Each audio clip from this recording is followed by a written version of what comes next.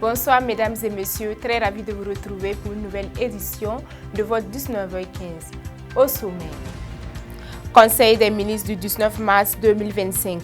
Le Burkina Faso remonte la pente avec un bond qualitatif de 1,5 du taux de croissance économique. Mesdames et messieurs, une fois de plus, bonsoir et bienvenue dans ce 19h15. Avant le développement de ces titres, sachez que le président du Faso, chef de l'État, le capitaine Ibrahim Traoré, est arrivé ce jeudi matin à Ziaré dans le cadre d'une sortie officielle dans la région du plateau central. Le chef de l'État a été accueilli à l'entrée de la ville de Ziaré par des autorités administratives et coutumières de la région ainsi qu'une population en liesse. Au cours de son séjour dans le plateau central, le capitaine Ibrahim Traoré va accorder des audiences à des personnalités de la région et échanger avec les forces vives autour des questions de développement. Le président du Faso va également présider au cours de la journée la cérémonie officielle d'inauguration d'une cimenterie dénommée Société industrielle Sino-Burkina de Cima dans le village de Luango, commune de Ziaré.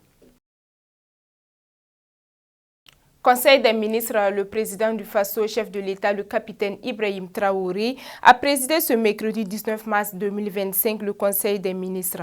Au cours de cette instance hebdomadaire de l'exécutif, plusieurs dossiers ont été examinés et d'importantes décisions prises dans le sens de l'amélioration des conditions de vie des populations. Chérif Lengane. Au titre du ministère de l'Économie et des Finances, le Conseil a examiné et adopté des rapports sur les tendances de l'économie de notre pays pour l'exercice 2024.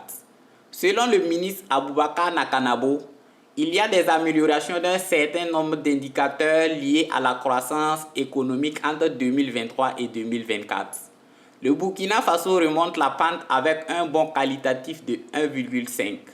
En effet, le taux de croissance de notre pays est passé de 3,6% en 2023 à 5,1% en 2024.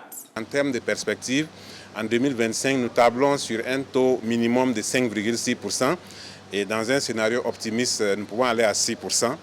Et naturellement, les efforts seront fournis dans ce sens. Mais sur ce point, le président du Faso a donné des instructions claires pour que des actions fortes soient engagées dans tous les départements ministériels pour que les fruits de la croissance soient répartis de sorte que les personnes les plus vulnérables puissent aussi être touchées. Et dans ce sens, toutes les actions en cours, notamment les initiatives présidentielles pour la santé, pour l'éducation et d'autres initiatives au niveau des différents départements ministériels devraient contribuer à faire en sorte de réduire les inégalités et aussi de faire en sorte que les conditions de vie des populations soient améliorées. Toujours dans la restitution des travaux du Conseil des ministres en ce qui concerne son département, le ministre de l'Économie et des Finances, Aboubakar Nakanabo, a également noté une augmentation du taux d'inflation qui est passé de 1,4% en 2023 à 4,2% en fin 2024. Nous pouvons dire que le niveau de l'inflation était élevé et donc des actions ont été prévues dans ce sens et ont déjà commencé à être mises en œuvre. Vous avez dû constater que la SONAGES a commencé à faire des ventes de régulation des produits alimentaires pour faire en sorte de baisser la pression sur les prix des produits alimentaires. Au-delà de ça, il y a d'autres actions qui vont être entreprises au titre de l'année 2025. Et la SONAGES d'ailleurs va jouer le rôle de centrale d'achat pour faire en sorte qu'on ait une bonne maîtrise des prix des produits alimentaires. Le ministre Nakanabo a également noté une amélioration du recouvrement des recettes fiscales entre 2023 et 2024 avec une amélioration de 205 milliards de francs CFA, fruit des réformes importantes engagées dans ce sens. Et cela a permis donc d'améliorer aussi les taux de pression fiscale. Les taux de pression fiscale, c'est le rapport entre les recettes fiscales et la richesse créée à travers l'indicateur qui est le PIB. Et donc aujourd'hui, quand nous regardons donc ces taux, ça montre que entre 2023 et 2024, nous sommes passés de 17,2% à 19,2%. Donc il y a eu une amélioration et cela montre aussi que des efforts importants ont été faits au niveau des régies des recettes pour mobiliser davantage de ressources. C'est aussi l'impact des réformes importantes qui ont été engagées pour améliorer donc les recouvrements des recettes. Selon le ministre en charge de l'économie, le président du Faso a ordonné la mise en place d'unités de distribution des produits inspirés du modèle de Fasoya pour que les prix puissent être maîtrisés sur l'ensemble du territoire. Pour mémoire, les Fasoya sont un concept expérimenté sous le leadership du président Thomas Sankara et qui consistait à la vente des produits de grande consommation à des prix sociaux dans des boutiques dédiée. Dans l'actualité également, le mercredi 19 mars 2025, le lycée privé Elisa de Samba a vibré au rythme d'une journée traditionnelle et un café littéraire. Ce café littéraire, une initiative du club de lecture Flamme de l'Espoir en collaboration avec l'association littéraire Sans Frontières, un rendez-vous mensuel qui vise à redonner à la littérature toutes ses lettres de noblesse, partager la magie des livres avec les jeunes et vulgariser le savoir intarissable des livres. Fabrice Gauthier-Compaoré, reportage. Vous avez bien dit que quand on est malade, on part toujours à l'hôpital pour se soigner. Exact. Mais vous oubliez pourtant que c'est pas votre science qui a créé les médicaments. Les médicaments existaient depuis le temps de nos aïeux. C'est la littérature qui l'a développé. C'est la littérature qui l'a transmis à l'oral. Ce café littéraire est une idée de la Miss Littérature Burkina Christine Zouarma, en collaboration avec l'association Littérature Sans Frontières qui vise à faire découvrir aux jeunes les auteurs africains et burkinabés de façon spécifique. La vision derrière ce café littéraire, c'est vraiment de partager la magie des livres avec les jeunes et vulgariser surtout le savoir intarissable des livres. Si les élèves ne vont pas vers les livres, nous ferons l'effort de faire venir les livres vers les élèves. L'œuvre Victime innocente de Cathy Mali a été présentée lors de ce café littéraire. Elle a partagé ses expériences avec les participants qui ne manquent pas à poser des questions sur leurs différentes préoccupations. Cathy Mali affirme que c'est la volonté de transmettre ses convictions pour inciter les parents et les éducateurs à jeter un regard plus approfondi à la société ou aux élèves que son œuvre a été écrite. Moi, je suis venue ici d'abord attirer l'attention des éducateurs pour que certains sujets qui sont abandonnés dans l'éducation en ce moment, on puisse, si possible, revenir là-dessus. Vous avez vu dans le livre « Le silence coupable », c'est l'histoire d'une jeune fille qui est allée jusqu'à l'adolescence sans savoir ce que c'est que des menstrues. La maman n'en parle pas et dans les écoles, généralement, on n'en parle plus comme ça. Et même si on effleure ça, on n'y va pas en profondeur. Et les enfants restent là, dans l'ignorance, jusqu'à sauter pieds joints dans l'adolescence. Et ça conduit à des situations inattendues dans les familles. Et là encore, les parents sont chaque fois prêts à bannir ou à chasser les enfants, alors qu'au fond, les enfants ne sont pas assez informés. Donc, dans cet établissement, j'interpelle non seulement les parents, les éducateurs, pour qu'ils puissent faire attention à ces éléments. Isaka Ouedrago, membre du comité d'organisation, affirme que malgré les difficultés rencontrées, ils ont pu relever le défi et lance un appel à la jeunesse pour qu'ils s'adonnent à la lecture. Donc nous appelons les élèves, nos jeunes frères, nos jeunes sœurs, à revenir aux livres, à se cultiver, parce que c'est à partir de livres qu'on peut apprendre, qu'on peut voyager, qu'on peut découvrir et se construire une personnalité qui nous permet demain de comprendre mieux le monde qui nous entoure. Donc c'est une interpellation d'amener tout le monde à fréquenter les bibliothèques, à découvrir les livres. Ça les permettra donc de grandir intellectuellement et socialement.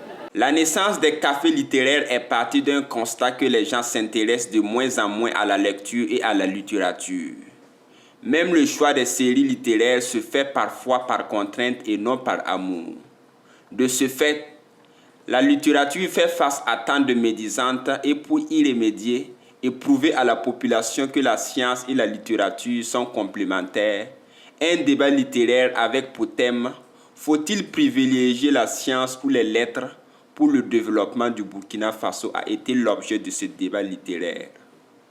Pour un Burkina meilleur et en paix, Sanou Sifadil Yassir a invité les littéraires à prendre la part de la science. En cette situation de crise sécuritaire où le Burkina Faso traverse des périodes douloureuses, je les invite à prendre le parti de la science pour le développement du Burkina Faso. Car un monde sans paix ne pourra pas se développer. Pour donner plus de saveur à la cérémonie, de l'animation plus des jeux éducatifs ont été célébrés. Café littéraire est une activité du club de lecture Flamme de l'Espoir et celui de l'association littéraire Sans Frontières, pour porter leur idéal commun qui est la promotion de la lecture et de la littérature. Avant de se quitter, je vais lire le communiqué de presse des ministres des Affaires étrangères de la Confédération des États du Sahel. Le Burkina Faso, la République du Mali et la République du Niger, mus par les idéaux de rapprochement des peuples par la coopération multilatérale fondée sur la promotion de la diversité linguistique et culturelle et le dialogue des civilisations, ont participé activement en qualité de membres fondateurs au sommet de Niamey qui a donné naissance le 20 mars 1970 à l'Agence de coopération culturelle et technique, devenue l'Agence intergouvernementale de la francophonie en 1998. Puis l'Organisation internationale de la francophonie en 2005.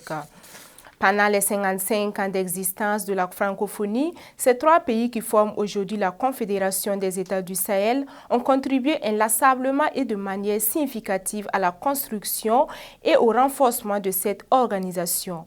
Cependant, depuis l'avènement de la transition au Mali, au Burkina puis au Niger, l'OIF, au lieu d'accompagner ces pays dans la réalisation des aspirations légitimes de leur peuple, conformément à ses objectifs de paix, de coopération et de solidarité, s'est illustré par l'application sélective de sanctions sur la base de considérations géopolitiques et le mépris pour leur souveraineté, devenant ainsi un instrument politique téléguidé.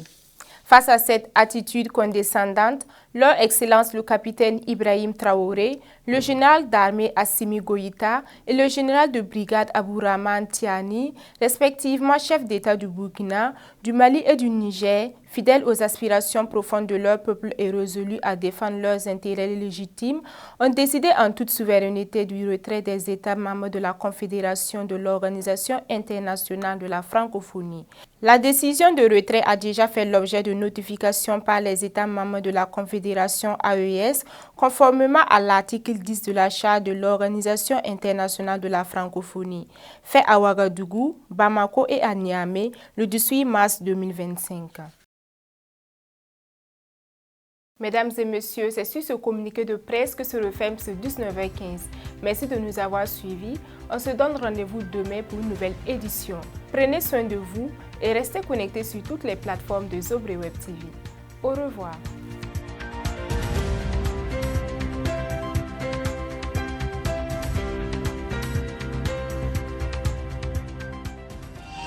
Zobré Web TV, la Web TV au-delà de vos attentes.